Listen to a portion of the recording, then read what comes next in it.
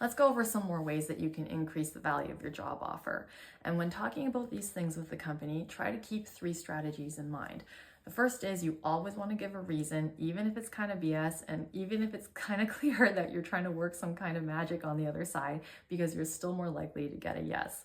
Number 2 is you want to try to present things in terms of how they benefit the employer.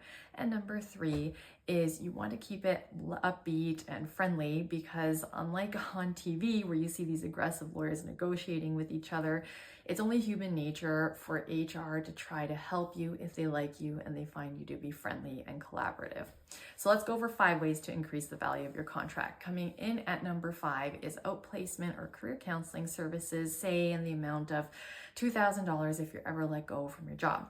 And the reason why a company might want to agree to this is that the sooner you get back up on your feet, the lower their liability will be if their termination clause is ever found to be unenforceable. The details of which are a discussion for another day, but the point is that risk is real and happens pretty frequently, so you might get a yes there. Number 4 is the waiting period for group benefits. Try to get that eliminated, especially if you're being recruited away from a job where you have benefits, or you have dependents to support, or maybe you're on a roll with some kind of treatment program and you just don't want a setback or an interruption. Number 3 is probation, usually around 3 to 6 months. Ask to have that eliminated altogether if you're being recruited away from a secure job. It's totally fair to not have that kind of limbo imposed on you at the beginning of your new job. Number 2 is coverage for your professional fees. So that goes for licensing, CPD, getting a CPD budget, doing CPD on company time.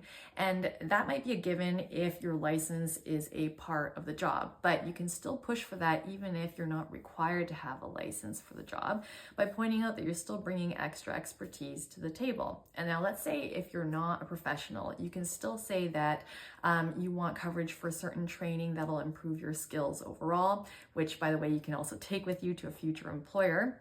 And you can try to increase your chances of getting a yes by saying, hey, I'll be reasonable about a repayment program if I decide to resign within, let's say, a couple months after completing the training.